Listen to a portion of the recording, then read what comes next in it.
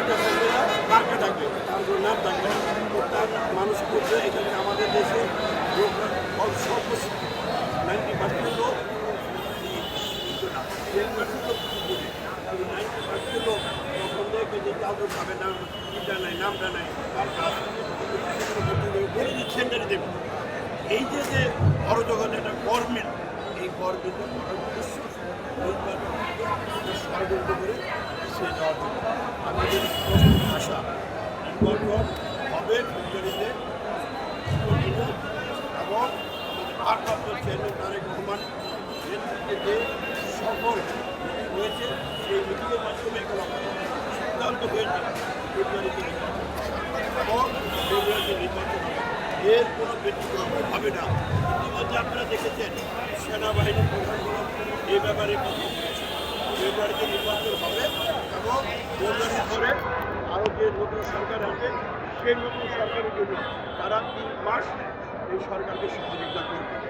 তার উদ্দেশ্য যে সবাই মোটামুটি একটি গোষ্ঠী তারা এই নির্বাচনকে সামনে নিয়ে তাদের উদ্দেশ্য তারা নির্বাচন, এই গোষ্ঠীটা প্রতিটি সময় স্বৈরাচার এরশাদ সরকারকেও তারা টিকে রেখেছিল।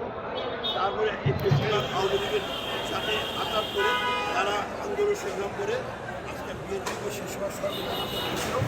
ঠিক আবার 2001 সালে করে বিএনপির সাথে সম্পৃক্ত হয়েছিল। তারা আবার 2008 সালে নির্বাচনে ম্যাডামকে নিয়েছিল, দেওয়ার পরে তাদের কী হয়েছে তাদের নেতারা এগুলো হারিয়ে গিয়েছে দেশ, এবং তারা আবারও চাচ্ছে দেশে একটা তাদের জন্য আজকে এই দেশে এই অবস্থা সৃষ্টি হয়েছে। তাই আমরা মনে করব আগামী ফেব্রুয়ারিতে নির্বাচন হবে, হবে না। আমাদের নেতাকর্মীরা আমাদের সবাই ঐক্যবদ্ধ, ষড়যন্ত্র থাকবে। বিএনপির প্রতিষ্ঠা হতে ষড়যন্ত্র বলতে রাষ্ট্রপতি জিয়া রহমান যখন শাহাদাত বরণ করেন এর মধ্যে দিয়ে আসেন আমাদের দেশের নেত্রী বেগম খালেদা জিয়া 9 বছর আন্দোলন সংগ্রাম করেছে। তখন আমরা বয়সে তরুণ ছিলাম, ওনার নেতৃত্বে আমরা স্বৈরাচারের সাথে আন্দোলন সংগ্রাম করেছি।